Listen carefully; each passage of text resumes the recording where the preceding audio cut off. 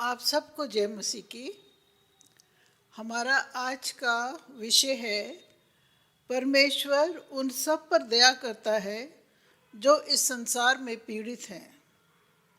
परमेश्वर उन सब पर दया करता है जो इस संसार में पीड़ित हैं। आइए हम अपने सिरों को झुकाते हैं। आए प्यारे आसमानी बाप, हम तेरे शुक्रगुजार हैं तेरी सब नेमतों के लिए, बरकतों के लिए, तेरे प्यार के लिए, तेरी दया के लिए। आए खुदावंद, तेरा शुक्र करते हैं कि तू हमको प्यार करता है। तू हमारी मदद कर। जब हम तेरे वचन में से सुनते हैं तेरे दया के बारे में, तो अपनी पाक रूह से हमारी अगुवाई कर। इस दुआ को मांगते हैं खुदावंद यीशु मसीह के वसीले से, सुन और कबूल कर। आमीन। जैसा हमारा आज का विषय है कि परमेश्वर दया करता है। परमेश्वर का स्वभाव ही है कि वो दयावंत है। उसने संसार को रचा, बहुत प्यार से उसने एक एक चीज़ को बनाया और हम सब से वो बहुत बेहद प्यार करता है। और जब भी हम देखते हैं कुछ भी कमी घटी होती है तो वो उसको हमारी फिक्र रहती है और वो चाहता है कि हम रेस्टोर हो जाएं। और हर चीज़ में वो हमारा साथ देता है, हमारी अगुवाई करता है। यशायाह नबी के 46 बाब में यूँ लिखा है, इस्राएलियों से कहता है वो, सुनो, तुमको मैं तुम्हारी उत्पत्ति ही से उठाए रहा और जन्म ही से लिए फिरता हूँ। तुम्हारे बुढ़ापे से मैं वैसा ही बना रहूँगा और तुम्हारे बाल पकने के समय तक तुम्हें उठाए रहूँगा। मैंने तुम्हें बनाया और तुम्हें लिए फिरता रहूँगा। मैं तुम्हें उठाए रहूँगा और छुड़ाता भी रहूँगा। कितना अच्छा उसने हमको प्रॉमिस किया है, भरोसा किया है कि वो अभी जैसे करता है और आगे भी वो करता रहेगा। चाहे कितने बड़े हो जाएं, बुजुर्ग हो जाएं, लेकिन वो हमको छोड़ेगा नहीं। परमेश्वर का ये जो प्यार है वो असीम है और हम उसके कलाम में यही देखते हैं कि उसके प्यार के बारे में ही हम देखते हैं। आज हम क्योंकि लेप्रेसी मिशन मना रहे हैं, लेप्रेसी संडे बना रहे हैं, और हमारी रीडिंग भी आज है नामान कोढ़ी के बारे में। तो आइए हम देखते हैं परमेश्वर की दया। नामान कोढ़ी जो था वो एक अरामी राजा का सेनापति था। वो बहुत प्रतिष्ठित था क्योंकि उसने बहुत सी लड़ाइयाँ जीतवाई थी अपने राजा को, और राजा भी उसका बहुत मान करता था। रुपया, पैसा, धन दौलत सब कुछ था उसके पास, लेकिन उसमें कमी क्या थी कि उसको कोढ़ था। बाकी लोग शायद उसको ना देख पाते हों उसके अस्त्र शस्त्र पहने हुए, लेकिन घर में उसको उसकी बीवी और जो उसकी छोटी एक दासी थी, उनको ज़रूर इस चीज़ का कंसर्न रहता था, फिक्र रहता था। ऊपर से जब वो कितना भी हेल्दी लगे, लेकिन मन में उसके एक तकलीफ़ थी, चोट थी कि किस तरह उसका कोढ़ ठीक हो। एक इस्राएली बच्ची थी जिसको कि अरामी लोग दासी बनाकर ले गए थे, और वो इस सेनापति की बीवी की दासी थी। एक बार वो अपनी मालकिन से कहती है कि अगर मेरा मालिक शिमरोन के भविष्यद्वक्ता के पास होता तो ज़रूर ठीक हो जाता, वो बिल्कुल शुद्ध हो जाता। ये सुनकर उसने अपने हस्बैंड को बताया, सेनापति को बताया, और वो उसके भी दिल में एक आशा जागी कि मैं भी शायद ठीक हो सकता हूँ। उसने राजा को बोला, और हम देखते हैं कि राजा ने किस तरह एक चिट्ठी दे के उसको भेजा वहाँ इस्राएली राजा के पास। इस्राएली राजा तो बहुत परेशान हो गया कि मैं कैसे कोढ़ ठीक कर सकता हूँ, लेकिन एलीशा भविष्यद्वक्ता ने कहा कि उसको आने दो, वो भी जाने कि यहाँ पर एक भविष्यद्वक्ता है, परमेश्वर का बंदा है यहाँ पर।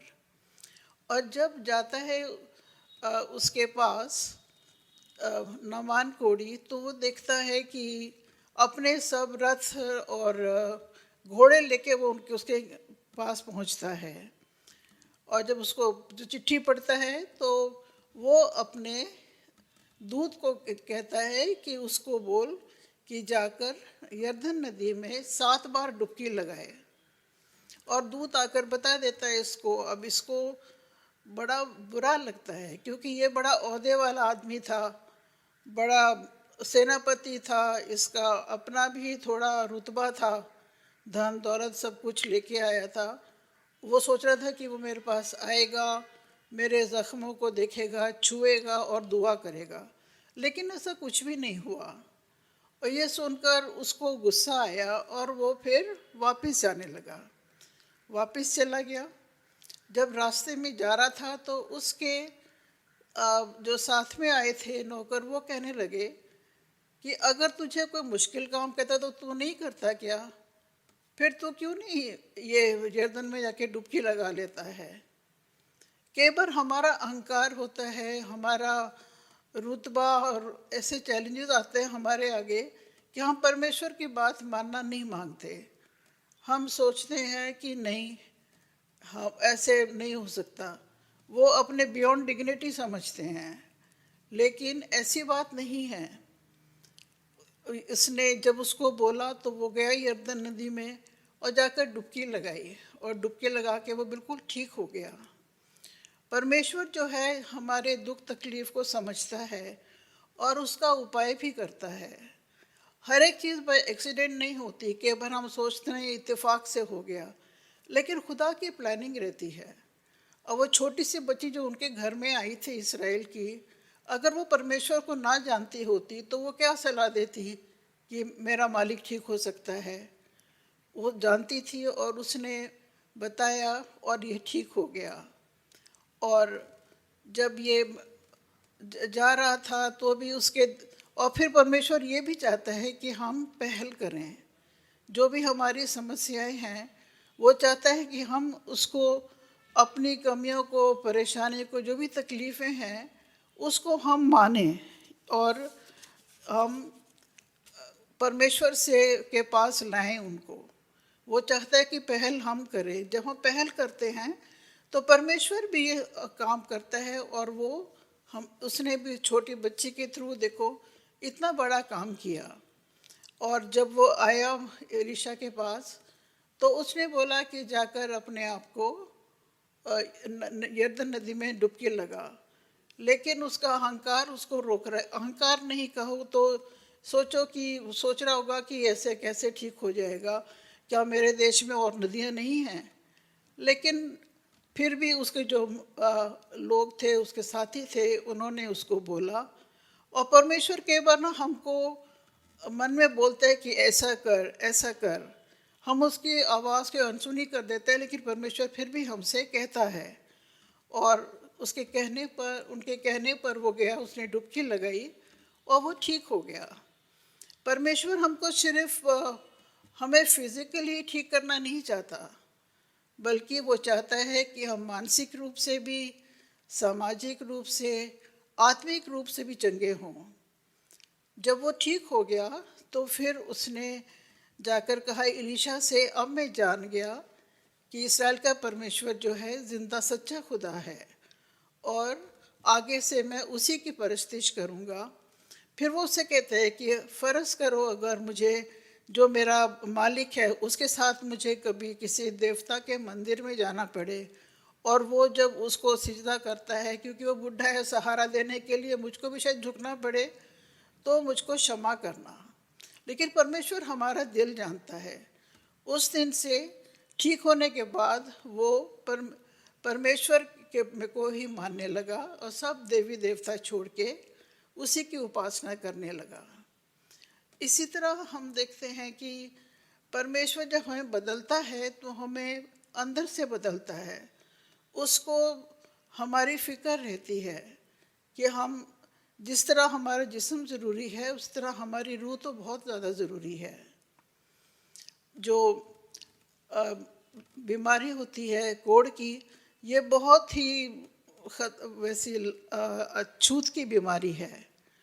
और इस पुराने ज़माने में तो इस तरह ये जब ज्यूस थे उनको ये इंस्ट्रक्शंस थी लय व्यवस्था में कि अगर कोई अ, किसी को ये बीमारी हो तो उसको शहर के बाहर रहना है।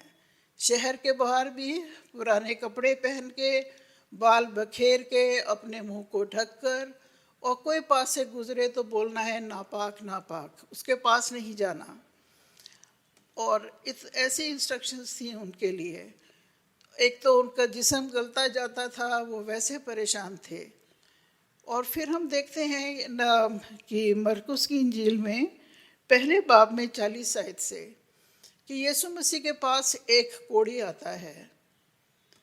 वो जो कोढ़ी था, देखा जाए तो उनको अलाउड नहीं था किसी इंसान के पास जाने का, एक ख़ास डिस्टेंस मेंटेन करना पड़ता था। लेकिन वो यीशु मसीह के पास गया और उसे कदमों में उसने सिजदा किया, और सिजदा करके उसे कहता है, अगर तू चाहे तो मैं शुद्ध हो सकता हूँ। उसे कितना भरोसा था, कितनी हलीमी थी उसके अंदर। और वो जिसे कहते हैं ना, अपने शुद्ध बुद्ध बिल्कुल ही भूल गया था। वो उसके पास, उसमें इतनी परेशानी थी कि वो यीशु मसीह के पास तक आ गया, जबकि पास आना अलाउड नहीं था। लेकिन उसके पास आके वो विनती करता है, और यीशु मसीह ने भी उसको देखा, और यीशु मसीह ने भी सारे जो बंधन थे, जो रुकावटें थीं कि छूना नहीं, वो नहीं करना, वो सब यीशु मसीह ने भी तोड़ दिए। यीशु मसीह जो था वो ऐसी झूठी चीज़ों में नहीं बंधता था, बल्कि वो दिल से प्यार करता था, और उसको इंसान की बातों से ज़्यादा, रूल्स एंड रेगुलेशन से, व्यवस्था से ज़्यादा इंसान पर दया करना, उसको रिस्टोर करना, ठीक करना, उसके लिए वो ज़्यादा ज़रूरी था। उसने उसके ज़ख्म पे हाथ लगाया और उससे कहा, मैं चाहता हूँ तो ठीक हो जा। और वो कोढ़ी बिल्कुल ठीक हो गया। कितना वो खुश होगा, कितना शुक्रगुजार होगा जब ऐसा हुआ। बाकी अगर फ़कीर फरीसी और कोई होते तो उसको बोलते कि तू यहाँ पर क्यों आया है, पास में नहीं आना चाहिए। और लेकिन हम देखते हैं पुराने इस्लामे में भी खुदावंद जब गुस्सा होता है वो तभी होता है जबकि हम उससे ज़्यादा किसी और को प्रेफरेंस देते हैं, दूसरे देवी देवताओं के पीछे जाते हैं। और नए इस्लामे में यीशु मसीह अपने चेलों पर या जो धर्म के मानने वाले थे उनको, उनके पर वो तभी गुस्सा होता था जब वो देखता था कि वो लोगों पर दया ना करके, उनका ख्याल ना रखे, और उनकी ज़रूरतें पूरी ना करके वो अपने ही रूल्स एंड रेगुलेशंस पे और व्यवस्था के वो लकीर के फ़कीर बन के मानते थे। ये चीज़ यीशु मसीह को बिल्कुल पसंद नहीं थी। उसका पहला कंसर्न था प्यार करना, दया करना, उनकी ज़रूरतों को पूरा करना। और आगे हम देखते हैं कि जैसे यीशु मसीह था वैसे ही उसने अपने चेलों को भी सिखाया कि तुम जाओ, उनको प्रचार करो लोगों को परमेश्वर के राज्य के बारे में, और जो भी बीमार हैं उनको चंगा करो और दुष्ट आत्माएं निकालो। अब जब चेले, लोगों को भी उन पर इतना भरोसा था कि जब यहाँ से पतरस कहीं से गुजरते थे सड़क पर से, तो लोग सड़कों के किनारों पर अपने खाटों पे, खटोलों पे अपने बीमारों को लिटा देते थे कि अगर पतरस की परछाई भी उन पर बढ़ जाए तो वो ठीक हो जाए। और ऐसा होता भी था। ये जो इन चंगाई आती है उसके लिए सिर्फ परमेश्वर की दया ही नहीं, बल्कि हमें भी एफर्ट करना होता है। पहले बात तो हमको फैसला करना होता है कि हम बीमार हैं। अगर कोई यही ना महसूस करे कि मैं बीमार हूँ तो वो क्या जाएगा ठीक होने के लिए। और हमको ये फैसला करना होता है कि हम बीमार हैं, और पहल हमें करनी होती है। सब जगह देखें तो लोगों ने ही मोस्टली पहल की है, और यीशु मसीह ने उनको ठीक किया है। फिर बहुत सी चुनौतियाँ आती हैं हमारे आगे। हम सोचते हैं कि हम ऐसे क्यों करें। फ़र्ज़ करो अगर हमें कोई डॉक्टर कहता है आपको ये बीमारी है, आपको ये दवाई इतनी बार लेनी है, इस क्वांटिटी में लेनी है, पूरा कोर्स करना है, हम 1-2 दिन लेके और फिर छोड़ दें, तो क्या हम ऐसे ठीक हो जाएंगे? अगर नामान कोड़ी भी अपना 7 बार डुबकियाँ ना लगाता तो क्या वो ठीक हो जाता? तो उसके लिए आज्ञा माननी भी बहुत ज़रूरी है। जो परमेश्वर कहता है उसका कहना मानना भी बहुत ज़रूरी है। और कोशिश हमें लगातार करनी, ये नहीं कि थोड़ी सी कोशिश करके हम छोड़ दें। परसिस्टेंस होना चाहिए उसमें, और हमारा विश्वास होना चाहिए। जो पतरस के पास जो बीमार आते थे वो ठीक कैसे होते थे? क्योंकि उनको विश्वास था। ये नामान कोड़ी भी जो था, उसने जब आया तो उसने सोचा कि मैं वहाँ जाके क्या यर्दन में क्यों गोते लगाऊं, लेकिन उसने लगाया तो उसका विश्वास बढ़ा। विश्वास इतना बढ़ा कि उसने कहा कि आज इसके बाद से मैं किसी और खुदा को, किसी और देवी देवता को नहीं पूजूंगा। इतना उसका विश्वास बढ़ा। तो हम ये देखते हैं कि परमेश्वर जो है वो हम पे दया करता है, हमारा ख्याल रखता है। हम चाहे भटक जाएं, गलत हो जाएं, लेकिन वो फिर भी हमारा ख्याल रखता है। और उसको ये रहती है फिक्र कि मेरा बच्चा गलत हो गया या ठीक राह पे नहीं है, वो उसको लाने की कोशिश करता है और उसके लिए वो प्रोविज़न भी करता है। हर एक पल वो उसको गाइड करता है। नामान कोड़ी को ही देखिए, पहले वो इजराइली बच्ची से गाइड किया, फिर राजा के पास गया, राजा ने वहाँ भेजा, एलीशा के पास गया। फिर जब वो आनाकानी कर रहा था तब उसके दोस्तों ने कहा। तो खुदा हमको हर स्टेप पर गाइड करता है। हम कहीं अगर पीछे छूटने लगते हैं तो फिर भी हमें याद दिलाता है कि ऐसे करो, ऐसे करो। जैसे बाइबल में कहता ना कि दाएं नहीं मुड़ना, बाएं नहीं मुड़ना, जिस राह पे तुझे चलना है मैं तुझे बताऊंगा। इसी तरह हमेशा खुदा हमारा ख्याल रखता है, हमें संभालता है और हमें गाइड करता है। उसका जो प्यार है वो असीम है। उसकी दया इतनी है कि उसने हमारे लिए अपने बेटे तक को दे दिया। उसने हमारे लिए सलीब पर अपनी जान दी ताकि हम बच जाएं। उसको सिर्फ हमारे जिस्मानी नहीं, हमारी रूहानी, हमारी रूह की बहुत फिक्र रहती है। कई बार वो हमें ताड़ना भी देता है इसलिए कि हम ठीक हो जाएं, सुधर जाएं और उसी में लीन हो जाएं और उससे आशीषें पाएं। हम परमेश्वर की दया के लिए बहुत शुक्रगुजार हैं कि वो हमें इतना प्यार करता है। बहुत से आप धर्मों में देखिए तो लोग डरते हैं, ऐसा मत करो भगवान मारेगा, भगवान ये कर देगा, वो कर देगा। लेकिन हम जब परमेश्वर के पास आते हैं, एक और जिसे कहते हैं ना, वो डर होता है हमें। एक भयानक वाला डर नहीं रहता, बल्कि जैसे एक बाप से डर लगता है ना कि हमने गलत किया तो उन्हें बुरा लगेगा। वो डर हमारे अंदर होना चाहिए और उसी डर से वैसे ही खुदा हमको प्यार भी करता है और हमारा ख्याल रखता है।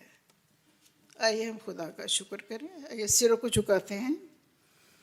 आए प्यारे आसमानी बाप, तेरे शुक्रगुजार हैं कि तू हमें प्यार करता है। जब हम दुखी होते हैं, परेशान होते हैं, तो तू हमेशा हमारा ख्याल रखता है और तू कोशिश करता है कि हमें उस दलदल में से निकालने के लिए। हम जब तुझे पुकारते हैं, अपनी कमज़ोरियों को मानते हैं, तुझसे मांग, और तू हमेशा आता है और हमें गाइड करता है। हाथ पकड़ के तू हमें उस कीचड़ में से, दलदल में से निकालता है और रिस्टोर करता है। तू सिर्फ हमारा जिस्म ही नहीं बल्कि हमारी रूह को भी तू धो के पाक साफ करता है।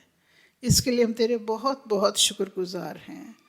हमारे इस दुआ को सुन और कबूल कर। आमीन।